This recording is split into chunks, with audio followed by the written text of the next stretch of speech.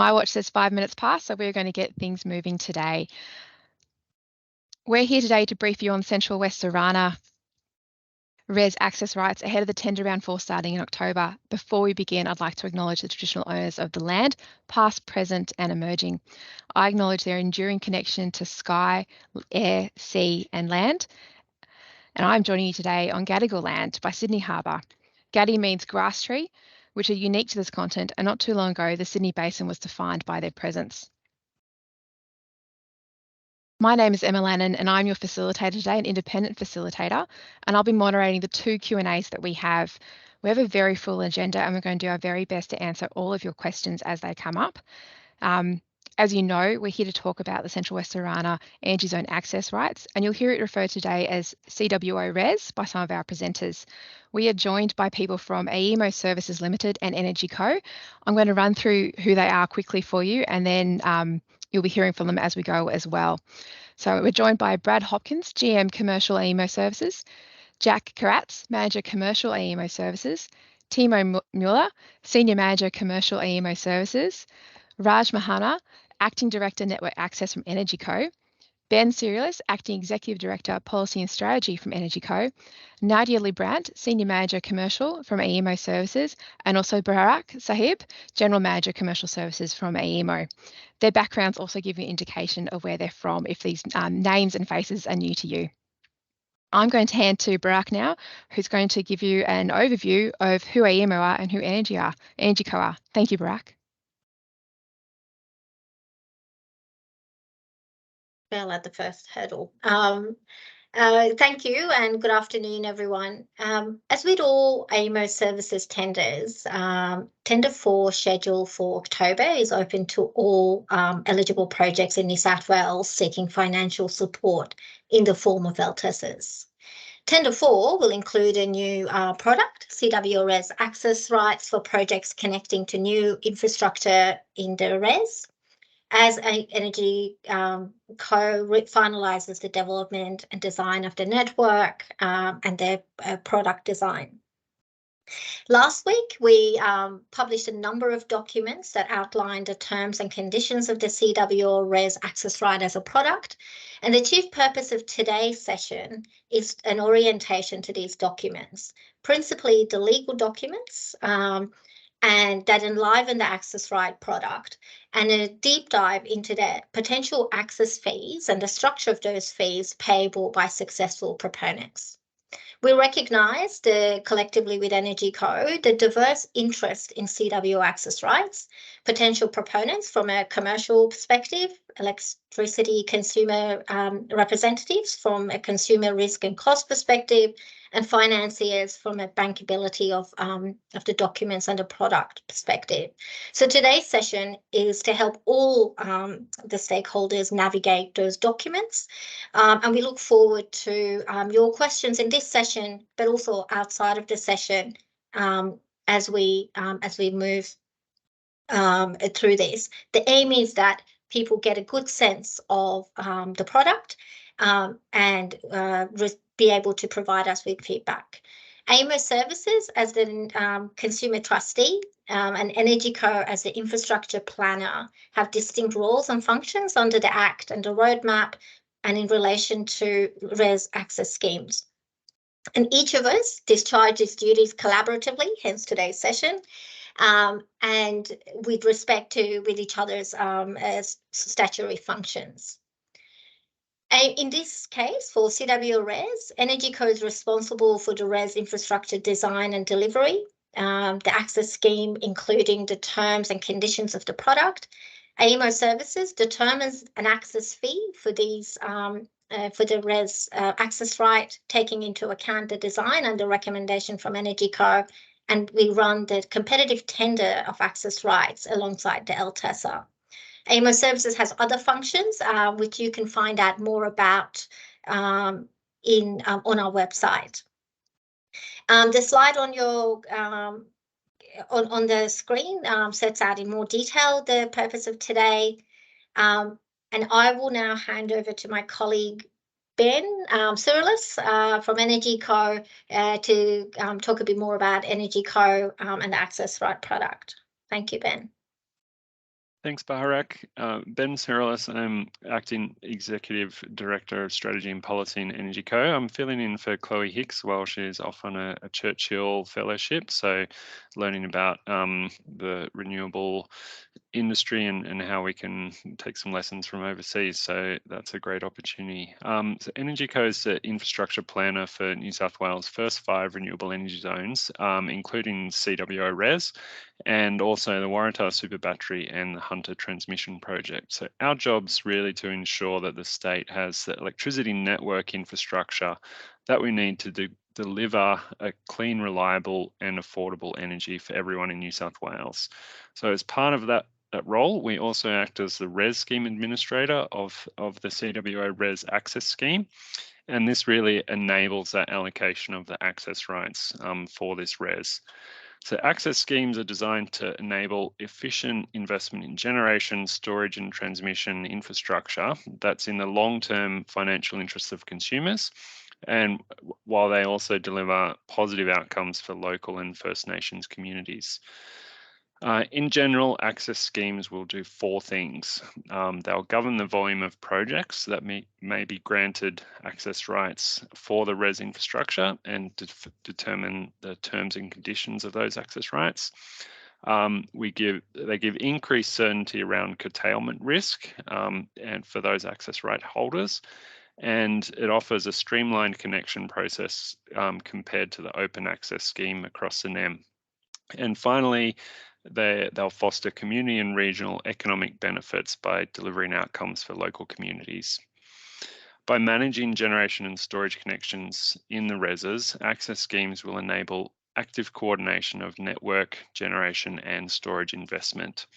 And this really helps optimize the network, reduce bills to energy consumers and improve outcomes for local communities.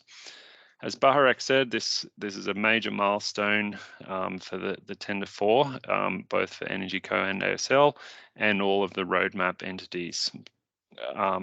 It's the first access rate tender of the kind in the state, and definitely one of the first in the world. And this one's really setting the benchmark for other access rights tenders that will come in the future for other REZs. More importantly, it will play an integral role in ensuring the state meets our legislated 2030 targets and deliver reliable, secure and affordable electricity for New South Wales citizens. And finally, thanks everyone for your participation and really look forward to seeing the outcome of this innovative competitive process.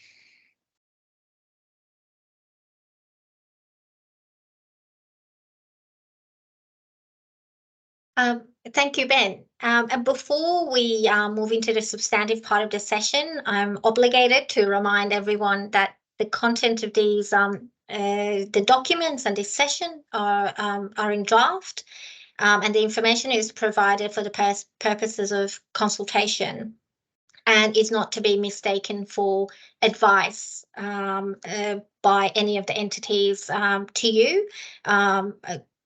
We expect that you will form your own view, seeking your own advice based on individual circumstances.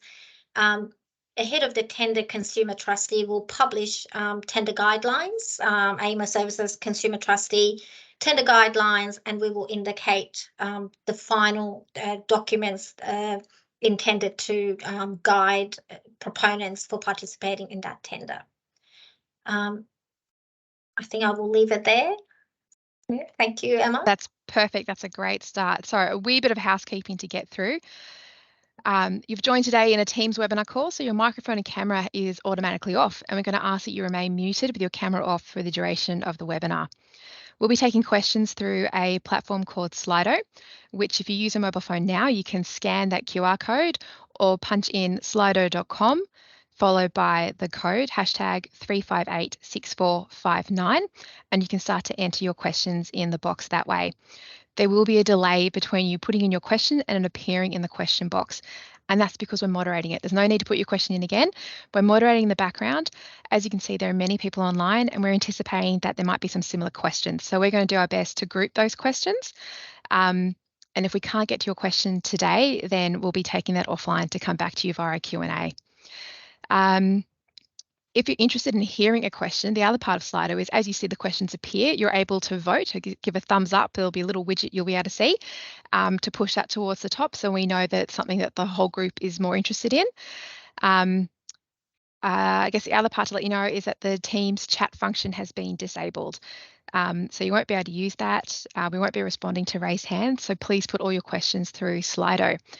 If for some reason the technology is not working and you can't access Slido, the phone number, you can jot it down now because I'm about to jump off the slide, 0414 682 291. You can text your questions to that number and we will add them into the Slido for you. So without further ado, I'm going to hand to Raj, who's going to speak to you about CWO access rights and the value proposition. Thank you, Raj. Thanks, Emma. So my name is Raj Manam. I'm the Acting Director, Network Access at EnergyCo. So as Ben mentioned earlier, the primary purpose of an access scheme is to facilitate a coordinated connection process within the REZ to enhance investor certainty. So the key features of the access right product are aligned to deliver value and remove the pain points that are common in open access.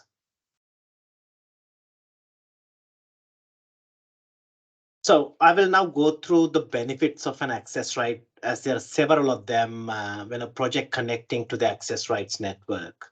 So in comparison with the open access right holders will have certainty in terms of curtailment and connection. They will also benefit from centrally procured and delivered hub to project connection assets and system strength, centralized system strength. In terms of curtailment certainty, the access scheme places limitations on the total generation capacity that is permitted to connect to an access right network. So this is designed to reduce the curtailment element for projects when compared to open access. So this is the central component of the limited physical connection model applied in the CWO REZ Access Scheme.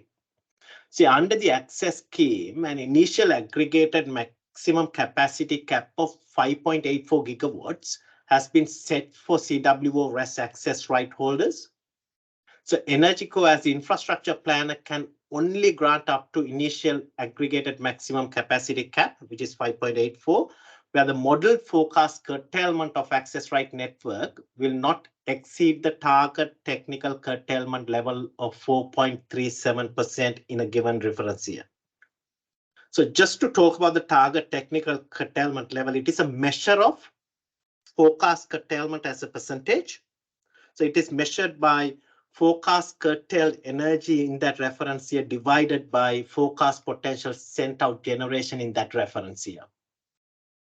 So this is a little bit of technical jargon here, but further information on how the target technical curtailment is calculated will be made available through the tender materials, and these will be published, as Baharak said, on NEMO Services website towards the end of September, towards going to commencement of the Q4 tender.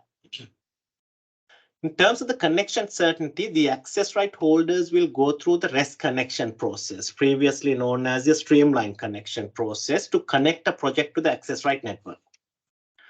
The connection process is designed to provide transparency and certainty around technical performance requirements for all of the projects, and also the steps and timeframes of those the connection steps. The REZ connection process differs from the open access, especially the NER, in three ways. The first one is it incorporates a non-negotiable set of REZ access standards for the connecting projects, which means that there won't be any GPS elements that are open for negotiations. So those generator performance standards, they are non-negotiable. The initial system strength requirements necessary for the REZ aggregated maximum capacity, which is 5.84, are provided centrally by the network operator for all of the projects. And the last one is the project applications will be processed concurrently, including power system studies, without requiring each project to go through time-consuming sequential connection processing. So further to the connection process, as I mentioned earlier, EnergyCo is simplifying the physical connection model for the projects by centrally delivering this hub to project infrastructure. and that applies for each project getting an access right through the tender. So a bit more about the hub to project infrastructure. So EnergyCo is competitively procuring these network assets. So they will run from the backbone of the network to the project interface point. So what that means is the network operator will deliver them at a pre-agreed cost and schedule. And also you shouldn't forget about the planning function the IP is doing. So EnergyCo is also acquiring land, obtaining environmental and planning approvals, easements required for these hub to project assets. So all in all, the central delivery of H2P is expected to improve social license outcomes for the resource as a whole, as well as through economies of scale, projects will receive cost and program efficiencies compared to delivering them under a contestable framework. So in terms of next steps for access right proponents, we have started this consultation process on 31st of August, as Baharak mentioned, on the key access right agreements and the approach for access fees. So subject to feedback, the final drafts of these agreements will be made available to the access right proponents before the tender commencement in October. So through the competitive tender process, which entails multiple steps, which my ASL colleagues will talk to as part of this webinar in a moment, the proponents will be expected to set the project-specific characteristics through their bids during the tender. So after that, once ASL recommends the successful projects, EnergyCo as the infrastructure planner will award access rights, and the successful projects will need to execute the access right agreements with different counterparties. So to orientate you to the contract, so you need to execute the project development agreement with EnergyCo and access payment deed with the scheme financial vehicle. And then after that, you need to provide necessary securities to SFE, and these securities are detailed in the relevant consultation collateral and specifically the access payment deed. So after these agreements are executed, the network operator will work with the access right holders to achieve relevant milestones for the network itself and for the projects. And these include milestones for infrastructure completion for hub to project network assets and including for project commissioning. And once the relevant conditions in the agreements are satisfied, the project will commence, start paying access fees, and replace or provide additional securities as they go into the operational phase. So with that, I'll hand over to Brad Hopkins, General Manager Commercial at ASL, to go into the details of the contract structure and the key commercial features of each. Thank you. Wonderful. Thank you, Raj. Just to highlight a couple of the points that Raj outlined. So the access rights are extremely valuable, and the more we see sort of the forecast for the NEM evolve over time, and the more we see both the impacts of curtailment and the impacts, our need for energy as coal plants close and demand increases, the more we're assured that these are going to be extremely valuable rights for generators. Because of that, there's a series of things that we need to do to make sure that the process for allocating access rights is fair, and also that generators pay an appropriate amount for those access rights, and to the extent that they enter into obligations, that generators are obliged to adhere to those obligations. So what I'd like to talk about now is the contracting structure that gives effect to that.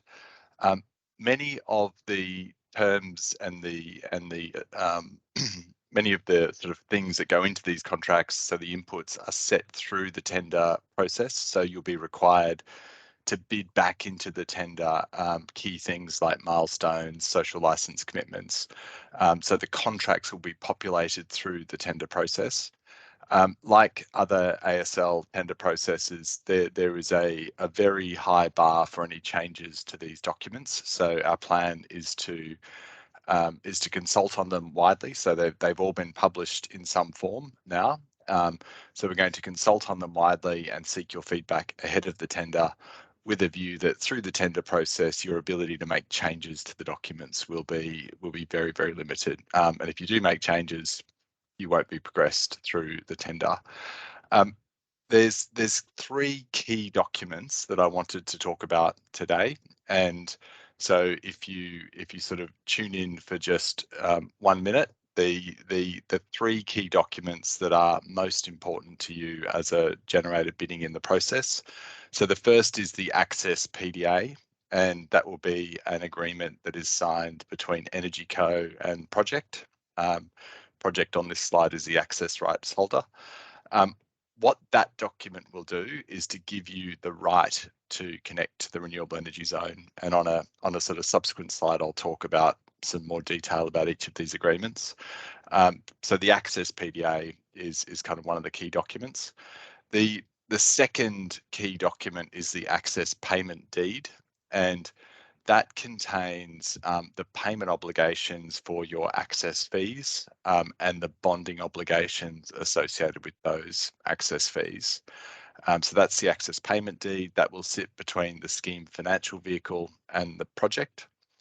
And last but not least is the energy supplier connection deed, so the ESCD, and that sits between the access right holder and the network operator. That looks a lot like a typical connection agreement, and that has some obligations on the part of the network operator to deliver kit to a specification, and obligations on the project to undertake certain activities around connection. So those are the 3 documents that are most important for generators. Different elements of each of them will be bid through the tender. And I'll talk a little bit now. I'll talk now about some detail on each of them. First, on the project development agreement, so what we call the Access PDA, this agreement has 4 things I wanted to draw to your attention. So the first is Raj noted that for the CWO infrastructure open access regime is turned off. You will not be able to connect to that infrastructure unless you are in possession of this access PDA. So it gives you that legal right to connect. In that, it imports a lot of the REZ declaration, and so there's a lot of regulation that sits behind the operation of this agreement, and that regulation sets out some of the matters that Raj discussed, such as the targeted curtailment level. The second aspect of that Access PDA is that it contains milestones and timing commitments from the project. So when we give out these access rights to projects, they are not a free option to connect at any time in the future. They have very strict timeframes attached to it. And if you do not build your project in accordance with those timeframes, that access right will evaporate. So there's cure plans, there's remediation regimes and other things, but it is a time-bound commitment, and we'll talk about some of those milestones in a moment. The third thing that this document does is it helps manage changes to the project characteristics. So as I said earlier, this document, the project development agreement, sits between EnergyCo and the project. And so EnergyCo will be responsible for managing any changes in project characteristics through that document. So there's a consenting regime, and there's a series of other requirements if you want to change any of the characteristics of your project after the tender. And lastly, but critically, there is a series of social license obligations. And so one of the key things about the renewable energy zones is that we are seeking to provide benefits to the host communities in renewable energy zones, and also seeking to make sure we coordinate the construction activities within the renewable energy zones in a way that minimises any adverse impacts on those communities. So those two limbs of social licence will be in the project development agreement. The first is you will bid through the tender, so you will bid a schedule which has your social licence commitments in it. And the second is an obligation on all projects who are counterparties to a project development agreement to coordinate social licence, to sort of follow Energy Co's instructions in certain matters to make sure that the impacts on those local host communities are acceptable. I might just go to the next slide to talk about a couple of the key definitions in the document. So there's two key definitions that relate to the project sort of starting, and we've got commercial operation and we've got energisation. In different ways, these milestones have specific meanings. They trigger certain things, and in particular, they trigger the payment of access fees and a whole series of other obligations. Sorry, they'll both be dates that you bid through the tender. So you will have, and I might just skip to the next slide to talk about how that happens. But effectively, what you'll be required to, so if we could just jump back one slide.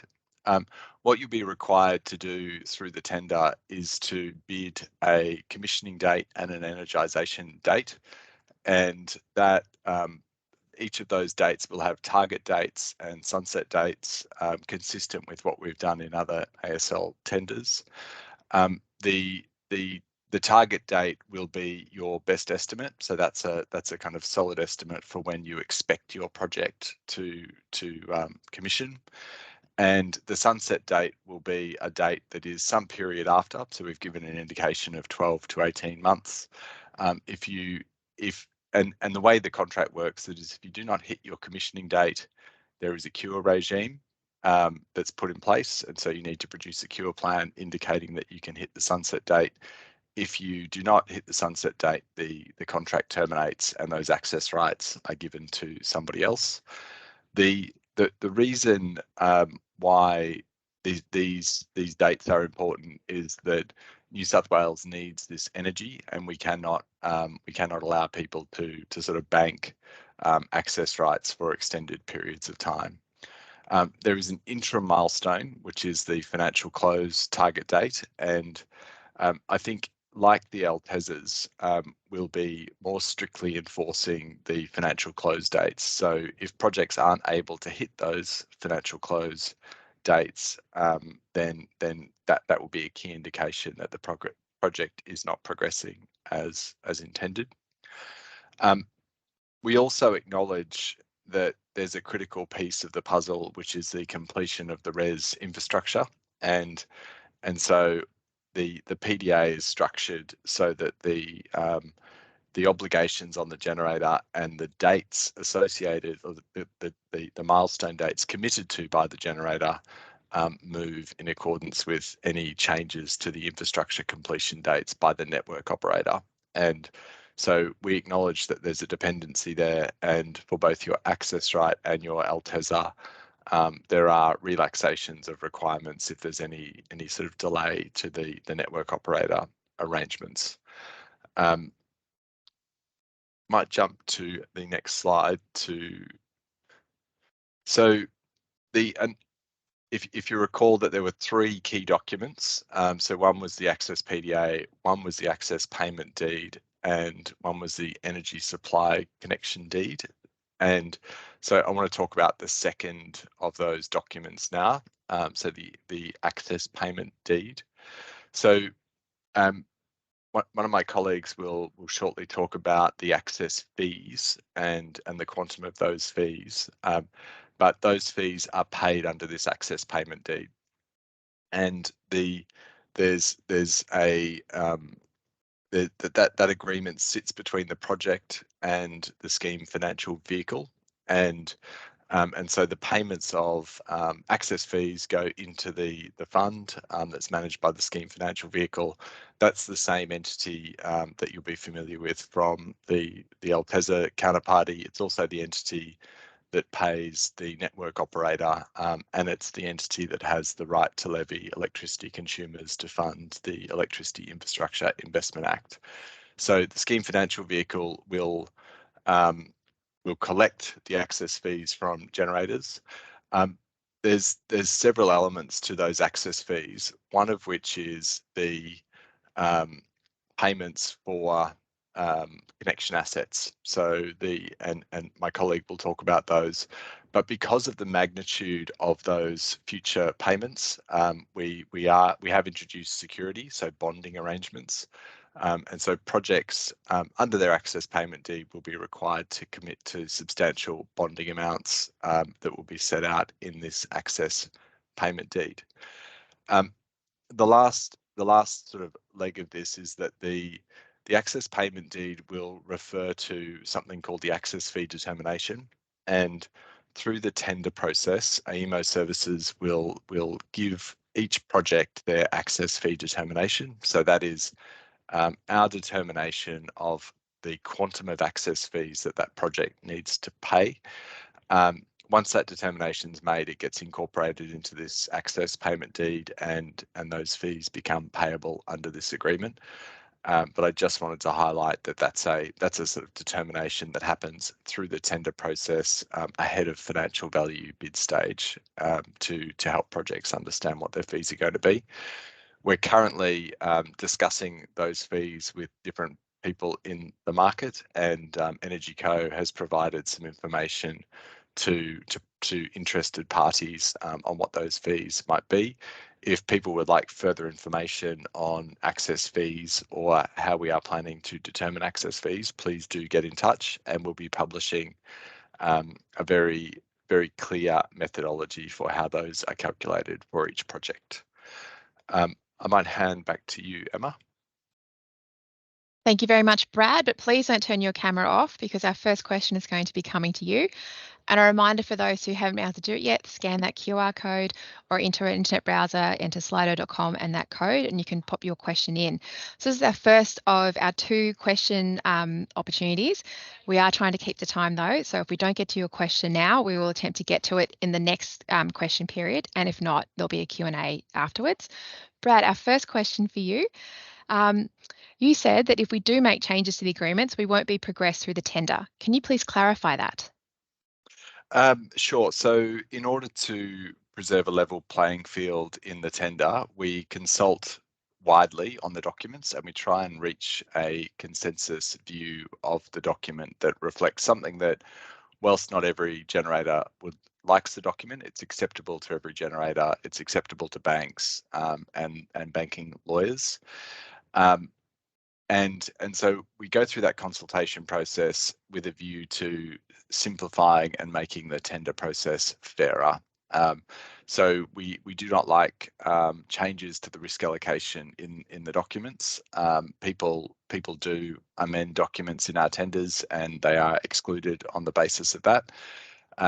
And so I would just discourage people from amending the risk allocation in those documents when they're bidding through the tender process. Great, thank you, Brad. Raj, we're going to come to you next. There's a question about the boundaries of the CWO Access Rights network. Where can someone find those boundaries to understand the boundaries of this physical network?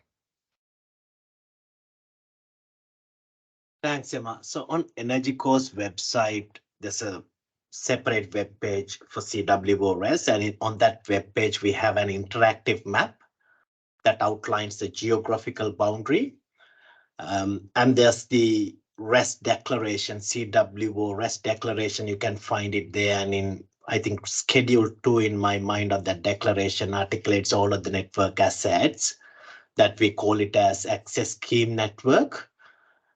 So all of that assets will sit within that geographical perimeter. And we can send that link, Emma, probably after the meeting as well. I think that would be a great idea. Thank you very much. I've got a question still for you, Raj. Any update on the 4.37% target curtailment level methodology? My goodness, that's technical. And will there be more information available?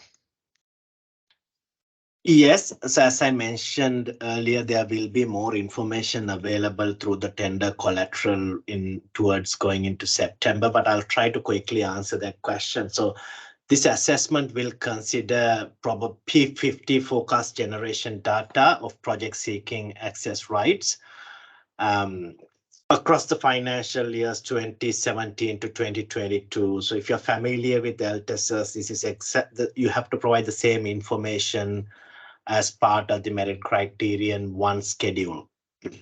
So the forecast curtailment resulting from this generation in P50 generation, each financial year will be calculated considering the maximum possible sent out generation with no transfer limit on the REZ against the amount of actual sent out generation when considering the transfer limit. So it is expressed as a percentage. So the financial year with the medium forecast curtailment will be selected as a reference year to compare against the target technical curtailment level. And this whole method will be in the access rights supplement that will go along with the guidelines.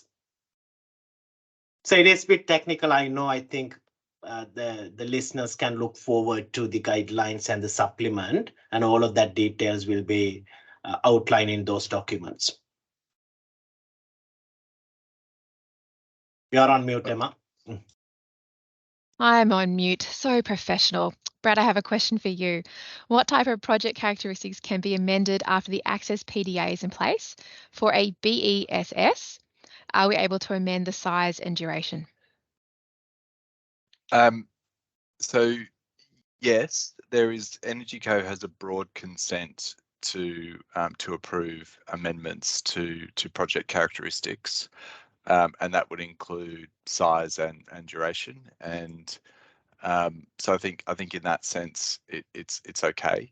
The one significant constraint that everyone should be aware of is that if you bid in a tender and you are assigned an access fee, so if your fees are set, then those fees will not adjust downwards if you change your project characteristics.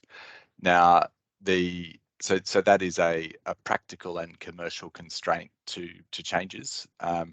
The reason that we do that is that, speaking to a number of the generators and also speaking from our own experience, we don't want people bidding opportunistically into tenders and oversizing their bids in the hope that they might build a project and that they might make a project larger. So we've introduced that incentive to ensure that people bid realistically around their project sizes. But so subject to that commercial and practical limitation on reducing your access fees, you're going to be stuck with your access fees, but you can alter characteristics, including changing the balance of size and duration for a BESS.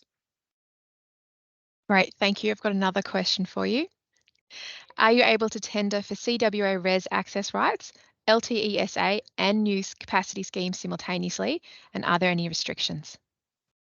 Yeah, that question sort of highlighted just how complex we're making the energy system for all of you. So in New South Wales, the capacity investment scheme will only operate through the LTESA tenders. So if you are operating in New South Wales, you can put the capacity investment scheme from your mind. So very fortunately for participants in New South Wales, the Commonwealth and New South Wales governments are partnering, and so the Commonwealth is supporting the LTESA tenders and the LTESA products, and so that's really good. So you just need to participate in the LTESA tender. Yes, you can bid for an access right and an LTESA in tender round 4. You don't need an LTESA to get an access right, and you don't need an access right to get an LTESA. So they can be sought. For projects outside of the REZ, you can just get an LTESA. if you want them both, so if you are in the CWO REZ and you want both an access right, or you need an access right and you want an LTESA, then you need to bid for them both at the same time. Great, thank you, Brad. Raj, I have a question that is for you. Why aren't we able to deliver Hub 2 projects under a contestable framework and remediate our own system strength impact? Why limit generator flexibility? I think that's a great question. As I mentioned earlier, when I'm going through my slides, so the approach that EnergyCo as the IP has taken, at least for the initial allocation, is to centrally deliver them. And there are a couple of reasons for that. The first one is to get economies of scale and competitive pricing from the network operator to deliver them to the agreed standard. And the second one is improved social license within REZ. So there's a significant, so as you may all know, so social license is enabler for renewable energy. So without that, you can't do anything. So you have to make sure that we are doing it in a coordinated and efficient way in this vast renewable energy zone. So IP has the obligation and responsibility to make sure that there's no or minimum community backlash on renewable energy. And to facilitate that, IP has decided to deliver these assets in a centralized way. So what that means is the network operator in network operator scope of work, which will have the Hub 2 project network assets within the scope, and they will deliver them on a pre-agreed cost and pre-agreed schedule, and that applies in the same way for system strength. Great, thank you, Raj. Before you disappear, I've got another one for you to stay on camera, but I'm just going to take a moment to let everyone know that in the background, we can see lots of questions coming through, and we're working out if they're best addressed now or in the next round. We've got some related information about to come towards you, and we're trying to group a number of similar questions. So your moderators are working very hard in the background, but if you have more questions, again, please keep sending them through. Raj, next question for you. If the proponent failed to get access rights in this round, can the proponent participate in the next round? 100%. So what the scheme declaration enlivens is for consumer trustee to run the competitive tenders up to the initial aggregated maximum capacity of 5.84. And through this competitive process, ASL will award that 5.4 subject to what's coming in on the quality of the bids and their deliverability, social license, etc., and that can be over multiple tender rounds. But just on the previous question on H2P and centralized system strength, and one more point, I think the proponent should know that how we structure these access standards, and they are non-negotiable. So say, for example, there's technical elements in there, such as short circuit ratio will need certain level of system strength. So that's sort of these elements complement each other. So you're centrally delivering system strength to make sure that all of the projects collectively meet those standards. And if they are to self-remediate them, then it means that there may be concerns around timing and deliverability, and may risk commissioning, leading towards meeting these legislated targets by 2030 and beyond. Great, thank you, Raj. We have got a full agenda today, and I can see many questions in the background, quite a few of which I think we're going to address some of that content in the next part of our agenda. So I'm going to pass on to Nadia Liebrandt, who's going to speak to you about the CWO REZ access fees. Thanks, Emma. All right, so we earlier this week we published a document called the Tender Information Access Fee Update that provides more detail on all of the information I'm about to share with you now. So encourage everyone to go and read that. So as Brad previously explained, the access fee determination is the document that will enliven the access fees at the end of the tender. And once the access fee determination is made, it will be incorporated in the access payment deed, and that will outline the schedule of payments that a project is to make in relation to its access fee. There are different elements of the access fee, and there's basically three parts to it. The base fee represents essentially the value of the CW access right to the REZ, in the REZ to a generator. As Brad explained previously, the access rights are very valuable. So the base fee has been determined on the basis of evaluation of the value of the access right for a marginal project. And that fee includes a community benefit and employment purpose component, which is prescribed by the regulations. And that's the majority of that base fee is essentially going towards that component. And some additional, an additional portion is just really going to offset the costs of the remainder of delivering the REZ to the SAV. It doesn't aim to be a cost reflective of any other aspect of the REZ RNI network. It essentially is just an offset mechanism for the total exposure of the SAV. So that is the principle of the base fee. And then there are two other components, the H2P fee and the centralized system strength fee. They are very different principles. The principles of those are essentially to recover as close as possible, recover the cost of the H2P and the system strength delivery, which is, as Suraj explained, centrally delivered by the network operator for the terminal value of those assets. So essentially the value of those over the period of the access scheme. And there is a calculator that was published in addition to the document that I mentioned that provides essentially a template for proponents to play around with it and to calculate the ranges of the fee that you can expect based on this draft information. Now, it's important to understand that the H2P and system strength procurement is still ongoing. And so we are currently working with Energy Co, or ASL is working with Energy Co to get updated information on the expected costs of those components, and we'll update the assumptions that go into that calculation as new information becomes available and as the costs are further refined and optimized. Now, the next slide, please. So this just basically gives you a snapshot of the calculation. It looks quite complex, but it's actually not that complex. The base fee and the system strength fee is just a simple charge multiplied by the maximum capacity. The maximum capacity is a project characteristic that is stipulated in the PDA. The hub to project fee is slightly different. It is trying to reflect the cost of that connection asset. So there's a transmission charge multiplied by the minimum viable distance, which is reflective of the minimum distance between the project and the hub. And then you add a fixed connection charge as well as a project-specific variable, which is just really to capture potential project-specific costs of that connection asset that may apply if it is applicable.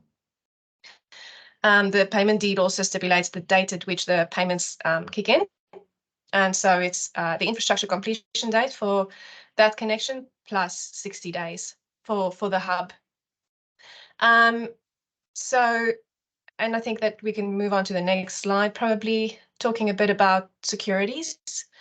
As was mentioned previously, there are bonding arrangements that are stipulated in the access payment deed, and that is really to protect the risk of the exposure for the SAV to costs that are incurred and will be passed on and claimed by the network operator as the infrastructure is being delivered. And it is designed to step up and step down as those risks materialize and as they increase, and then as they decrease after the delivery of the aspects are progressed. And so this is also the levels of those fees are outlined in the access payment deed. Next slide, please. So this is just a very brief demonstration that you will see when you if you have a look at the calculator that we provided. It sort of just demonstrates how the different elements of the access fee are calculated. So essentially, based on your term length, based on a nameplate capacity, and then inputs into the costs, which we, as I said, there are some draft assumptions currently available, which will be updated if that changes. The minimum viable distance will be a project-specific metric that will be provided to each generator, as will be any project-specific charges, and that will then inform the calculation of those components.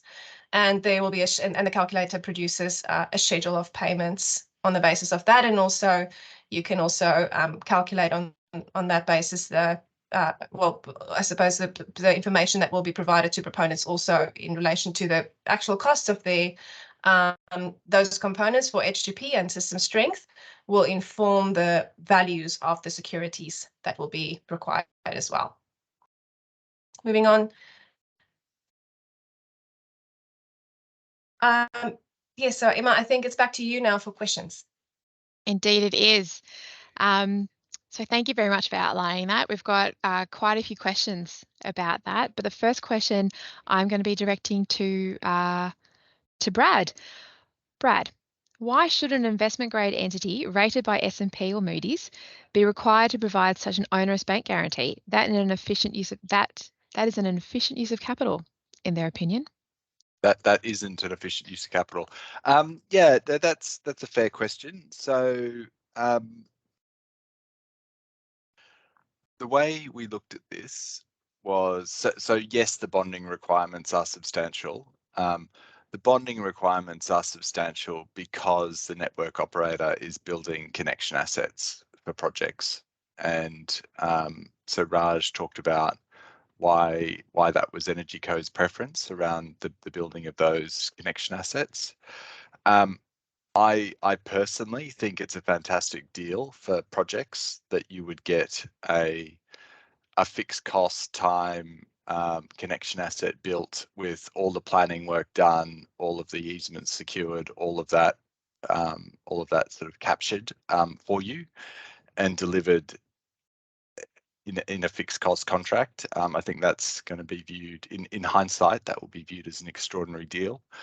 What we as AEMO services need to do is to protect consumers from the risk of projects not progressing.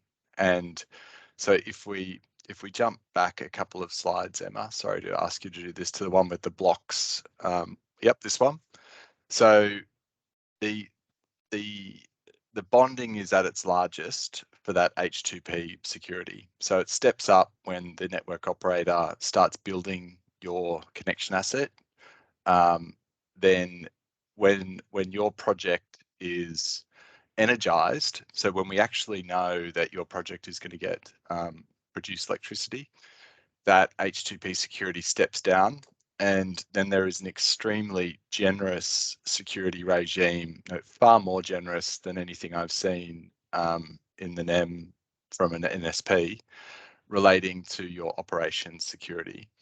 So I guess I fundamentally disagree with the view that it's not an efficient use of capital. I think it's a very efficient use of capital because we are minimizing the security requirements. All we are doing through the security requirements are protecting consumers from the loss in a default when the probability of default is high. So that's through that construction period. If you are an investment grade entity, then your ability to get on-demand security from a bank should be relatively straightforward and low cost, and I've done it many times. Thank you very much, Brad. Raj, the next question is for you. Are the access fees recovering full costs that generators would normally pay in the NEM? Are the generators paying full cost? Say that again, Emma. Are the access fees recovering full costs that generators would normally pay in the NEM? So for up to project assets and centralized system strength, yes. So the access fees are set to recover 100% of those costs. So it is aligned to the open access approach. So what they're paying in open access, it will be the same in the REZ. But just to add to what Brad said and the question that I answered previously on H2P centralized delivery, another thing that what EnergyCo is trying to avoid is the spaghetti junctions, when multiple people trying to plan these assets through different communities, and which will create a chaotic situation for social license. So we are procuring all of the easements, biodiversity offsets for those land, and we are procuring land for substations, and we are recovering that cost through the access fee. So access fee is a proxy for all of the costs that a generator would otherwise pay for these connection assets or system strength in the NEM in open access. Great, thank you very much. Coming back to you now, Brad. Are the access fees and access rights transferable to other parties, for example, investors?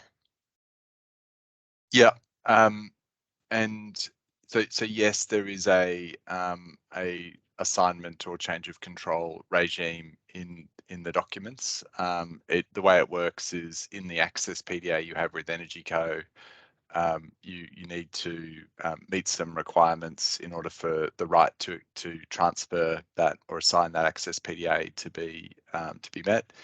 I think, like from memory, pre-commissioning, the party needs to have the commercial, financial, technical capability to deliver the project.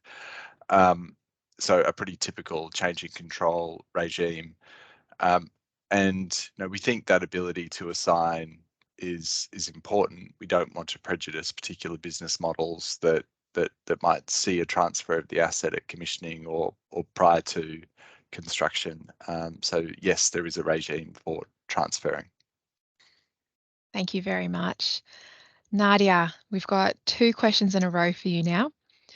Is the access fee determination final, or can it be adjusted after the execution of the agreements?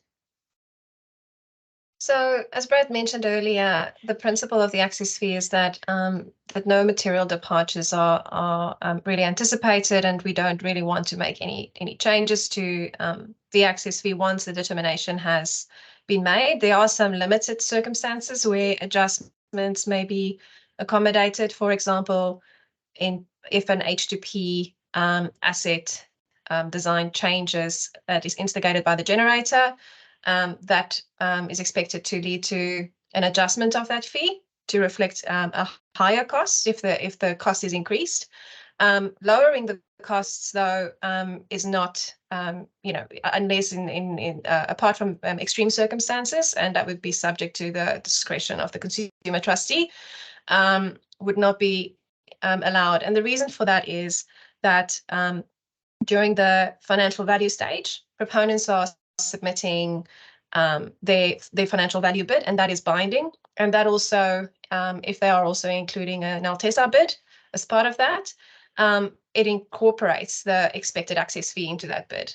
So by allowing material changes to the access fee after we have signed an LTESA, it would materially alter the basis of that bid that we have awarded, and that's the reason. One of the reasons, many reasons for not enabling material changes. I think that the other thing is worth mentioning is that it cuts both ways. So there are a lot of risks still in the delivery of the infrastructure after the point where the payment or where the determination is and the access fee payment deed is signed, and those risks are carried by by the essentially the network operator that passes that cost on to the SFV, and that may be recovered from customers. So there is an upside for generators as well. It is not just, it's definitely, it's a balanced approach in terms of going both ways. Great, thank you. You mentioned that you were still waiting on information from your dear colleagues at EnergyCo to finalise the access fees. Will this be finalised prior to the tender? I assume that means the tender release. Yeah. We expect to set those assumptions, the final assumptions, ahead of the financial value bid stage. That allows us to get as close as possible to approximate the best available information of the costs at that point in time. but then provides that information for proponents to be able to prepare those financial value bids that I mentioned, and have the right assumptions to be able to use in preparing those bids. Great, thank you very much. Brad, for clarity, if a wind farm has turbines removed through the planning process after the access tender, what megawatt capacity do the access fees apply to? Yes, so we are sort of sympathetic to that situation, but you need to bid into the tender and have your access fee set based on what you expect to get through planning. So if you have turbines excluded because of a planning decision, so the size of your project reduces, then your access fee would be unchanged, so your access fee wouldn't reduce. We will consider changing it, so you can make a new application, you can ask for it to be reconsidered, but we don't want, like, for the same reasons that I described, we don't want people to bid into the tender and to capture capacity, capture a volume of access that they don't think they can deliver.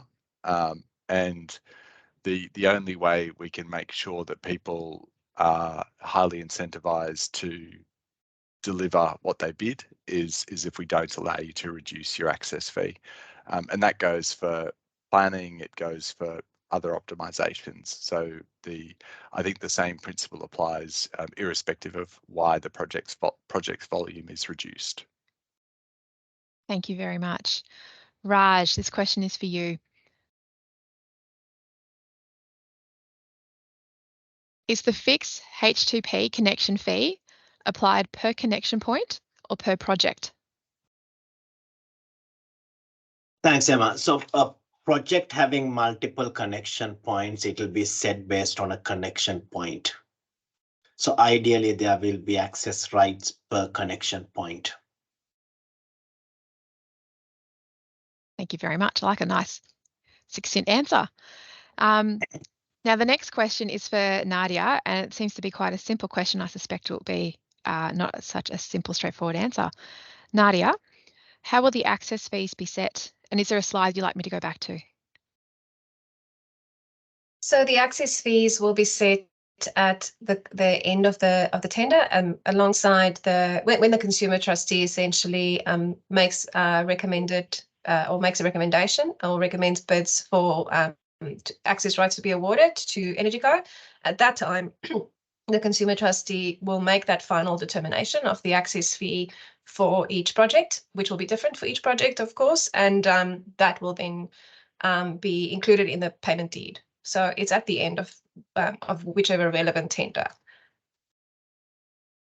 Thank you. Brad, can proponents negotiate the access fees with EnergyCo, or are they fixed? So there are a number of parties who are very focused on what the access fees are, and that's entirely appropriate. So generators are obviously one group, local communities are another group, consumer representatives, so groups like PIAC, who are very focused on making sure that generators pay their fair share, are another group. And so what we are focused on doing is making sure that the access fees are very transparent in how they're set, and that will include the H2P costs, so the connection assets that are being paid by generators, and we have to be 100% squeaky clean, highly transparent on all of those things. And so what we're aiming to do is to EnergyCo is developing a methodology for allocating those costs to projects, and we, the consumer trustee in AEMO services, will review that. We may amend that if we're not happy that it's value for money for consumers, and then we will incorporate it into the access fee declaration. But we're not just dealing with one group of stakeholders in generators. We have a range of stakeholders, and the only way we can do this well for all stakeholders is complete transparency. So I don't think that directly answers the question, Emma, about whether they can be negotiated, but I think they will be completely transparent, and there'll be no kind of squirreling down your access fees or pushing up your access fees based on bilateral discussions. But there will be discussions around the methodology, not just with generators, but with all parties. Thank you, Brad. Raj, will there be periodic reviews of target curtailments? And how many years is the percentage curtailment assessment assured? So as I said,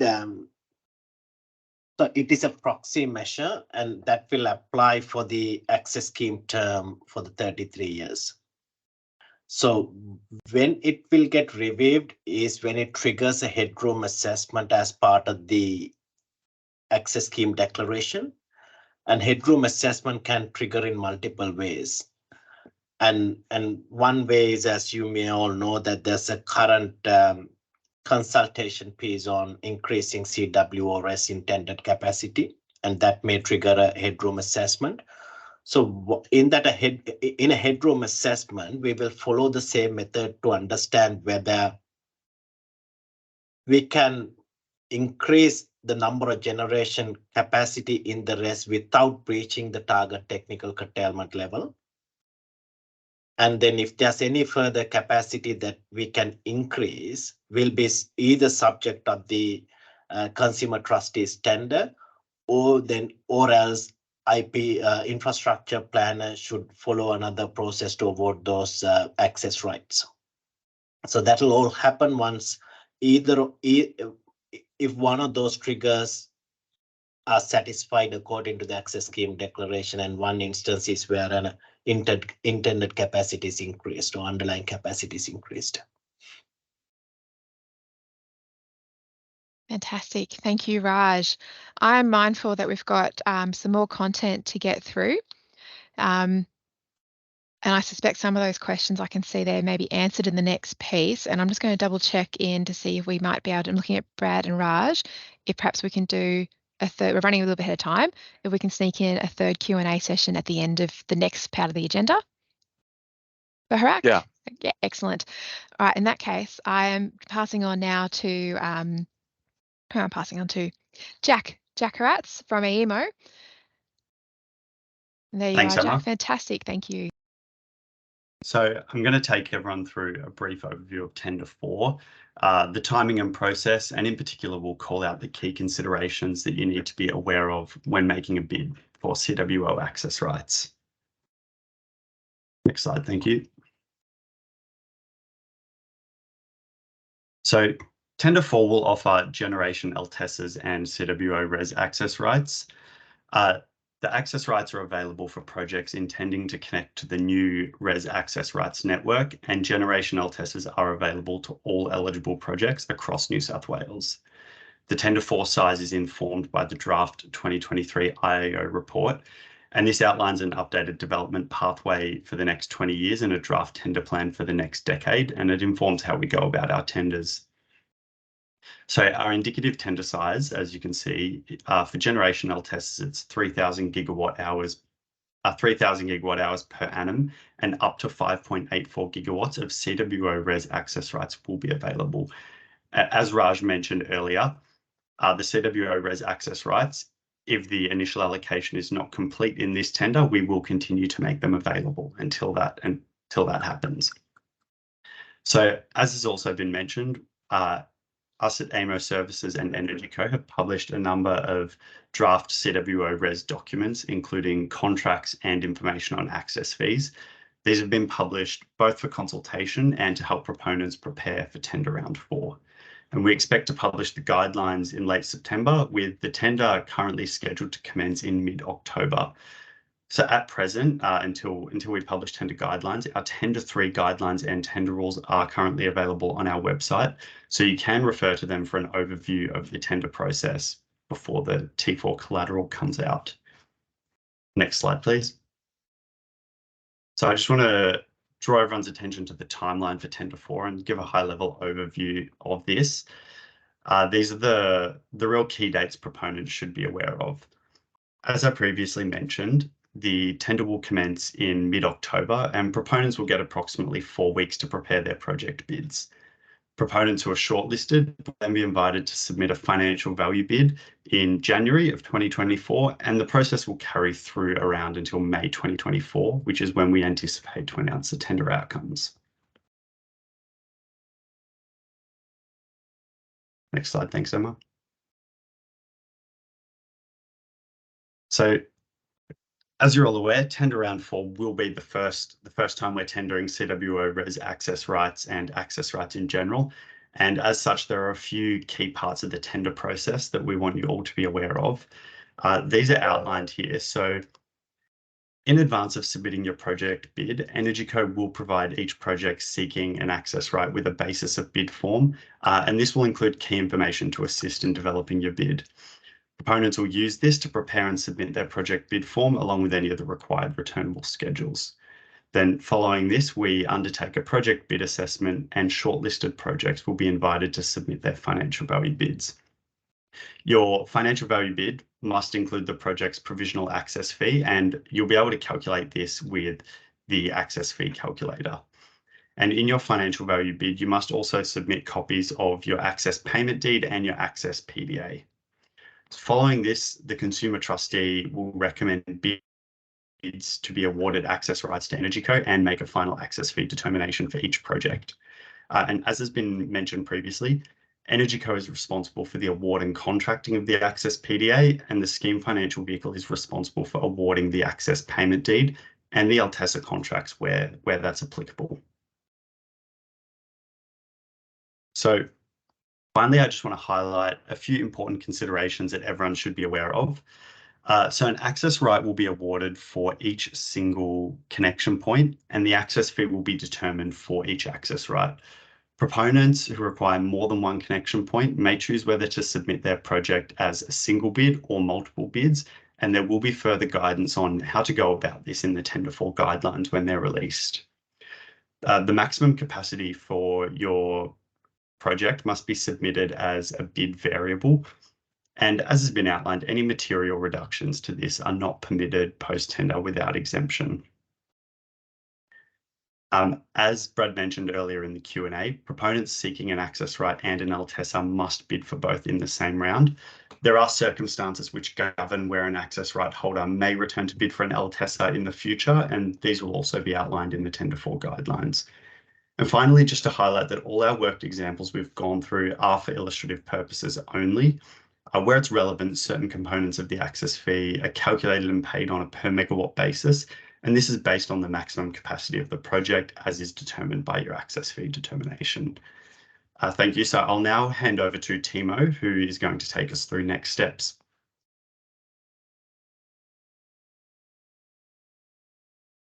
Thank you, Jack. Next slide, please. So the immediate and important next step is a consultation process by IMO Services and EnergyCo.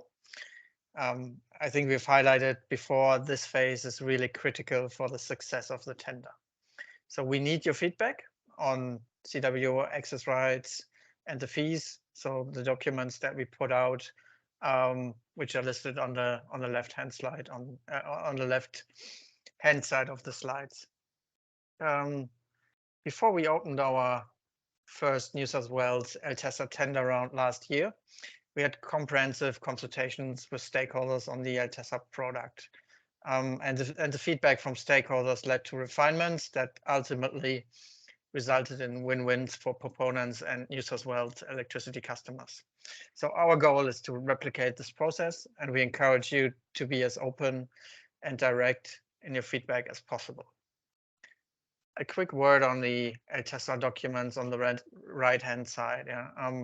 We would like to highlight 2 points.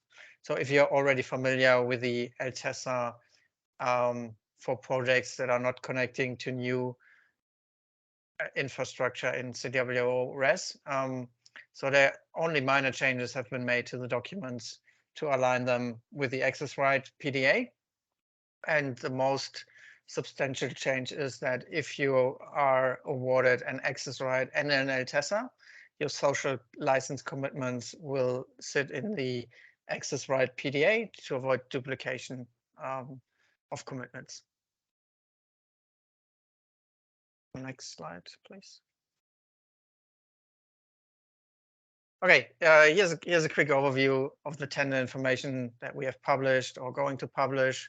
So I think we've touched on a lot of the documents. Probably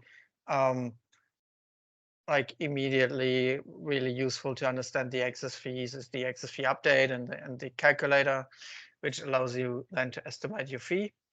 As Jack highlighted, we plan to release tender guidelines in late September, and those are also relevant for non-access right projects. And in December, we are planning to publish an update on the access fees to provide you with the information you need to prepare a binding bid. I'm gonna hand over to my colleague Marguerite now, who's a stakeholder relations lead with AEMO Services. Thank you, Timo. And thank you to everyone who's come along today and sent in the questions. Just wanted to provide a quick recap of where we're at. As you will have heard, we're accepting, seeking feedback on the documents that Timo just went through. They're all on our website, aemoservices.com.au under tender round 4. And you'll see there's a form as well to assist you in sending in that feedback. We are asking for that to come in by 14th September. So recognise that there's a lot to get through. We are also meeting with potential proponents who would like to come and learn more about the tender. As a reminder, this tender is open to projects outside, eligible projects outside the CWO REZ as well for LTESAs connecting to existing infrastructure.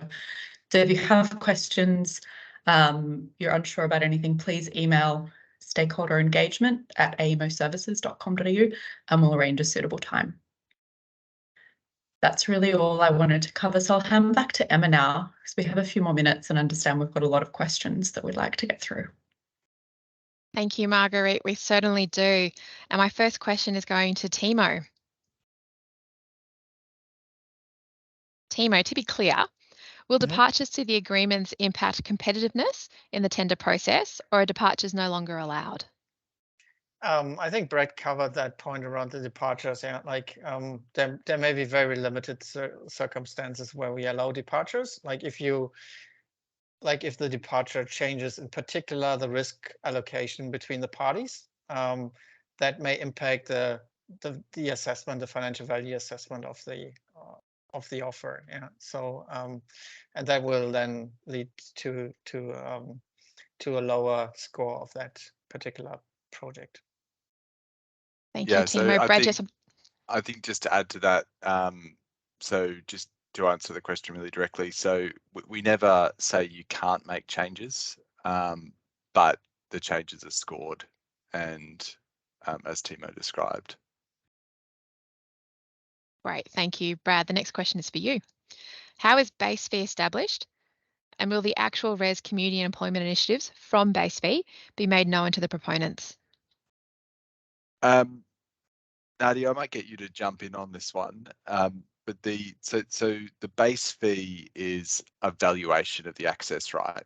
So it's based on a methodology where we look at what's the minimum that the access, like the improved regulatory regime around the access right would be. What's the minimum value that would have on a per megawatt hour basis to a generator, and then we have to take elements of that fee and we have to use it for certain purposes.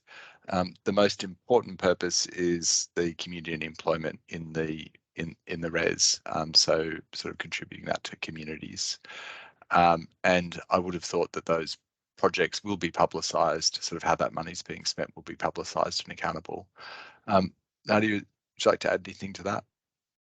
Yeah, in terms of the values, that is outlined in the regulations and also is reflected in the update, but it's 1,700 for community benefits and 600 for employment purpose. And that is consistent with the the previous fee elements that were consulted on in the past last year. Great, thank you both. Jack, I've got a question for you. Will the MC6 and the MC7 requirements or questions be the same as the tender round 3? Yes, yep, so same requirements. You'll still have to submit your binding community engagement plan for an access right project under MC6 and your IAPP under MC7. The only variation for access right projects, which was outlined in the draft tender information update we published in June, is that as part of the assessment for MC6, we will take into consideration the community and employment benefits component of the access fee when we assess you under MC6. However, projects are still expected to make their own efforts and contributions to community engagement and must submit that community engagement plan, which will become binding. Thank you very much, Jack. And Brad, question for you. What prevents a project from submitting an intentionally conservative maximum capacity, given access rights can only be adjusted upwards?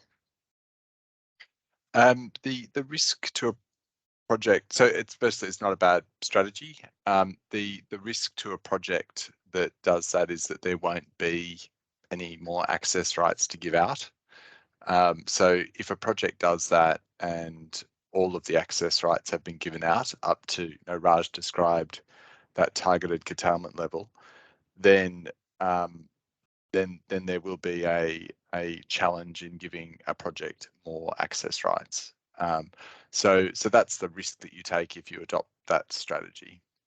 You would need to sort of come back and re-tender, and then you wouldn't be assured that there would be access rights available.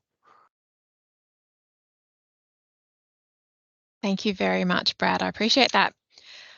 I've got another question for you. What will make a proponent more attractive than another if they both only submitted access rights? Yeah, so we are working through and will publish a financial value assessment that covers that situation. But principally, we look at the value that project is contributing to consumers, and we've published a lot of material on how we look at the value of a project to consumers, and it will be consistent with all of that material. That is effectively how well does a project suppress wholesale electricity prices. And so in that case, a project that produces electricity during peak times and can displace, say, a gas project and therefore reduce electricity prices would be more valuable to consumers than a project that say just produces electricity during non-peak times. And so we'll assess them on that basis. So if there's two projects seeking access rights, we would prefer the project that has the better impact on consumer outcomes. Thank you. Marguerite, I have a question for you. Is there a template or form for submitting feedback on the draft documents? Yes, so on the website under tender round 4, if you scroll down, we've created a form and it lists each document. And we just ask that you tick the boxes, note your name, your details, and upload your responses, just clearly noting which document you're responding to. And just for clarity, that's that website listed at the bottom of the slide now. Correct. Thank you, Emma. Yes. Not a problem. Brad, another question for you. You're in the hot seat today. What chance does a non-CFG generator have in being awarded an access right? I think that's a great question, and that the non-CFG generator has exactly the same chance, like from AEMO services perspective, exactly the same chance as a CFG. And if they want to apply, we will make sure that they have access to what they need to be competitive in the tender. So if you are a non-CFG generator and you would like to bid, get in touch with AEMO services, get in touch with Energy Co and make sure you're ready to tender. And we will do everything we can to ensure that happens. What you shouldn't do is wait and sort of not lean in now to get ready, because that will put you at a disadvantage if you haven't done the work. but the door is open and we are enthusiastic about drawing non-CFG participants into the tender. Great, thank you very much. And we are almost at time, and our last question for today's session is for Raj. What are the main net benefits of opting for a CWO REZ access right as opposed to the existing open access right, in addition to curtailment certainty? Yes, so just to recap my earlier point, so outside of the curtailment promise, so all of the REZ generators will go through a REZ connection process and will agree to the same sort of technical standards. And for the fact that these steps and the timeframes are known and the access standards are set gives confidence to participating generators in terms of technical and operational performance of subsequent generators and also the network operator. And the second sort of benefit is centrally delivered these shallow or H2P network assets, we call them the Hub2 project network assets, and system strength, because EnergyCo as the infrastructure planner is doing all of the planning work, getting the planning approvals, getting the easements, and that provides efficiencies in terms of cost, in terms of time, and also additional sort of comfort or confidence around optimization, social license, REZ as a whole. So it goes back into the generators that the time that it will take for the EnergyCo to develop and deliver the network and to get them connected is trustable in a sense. So there won't be any further delays because IP is taking care of those elements. Thank you very much, Raj. And that brings us to the end of our webinar for today, folks. Thank you so much for joining us. I hope it's been informative and we've answered some of your questions. As we've talked about, there is an opportunity for you to provide feedback by the 14th of September before the tender guidelines are published. It's really easy to provide your feedback through the Consultation Hub website, and I encourage you to do so.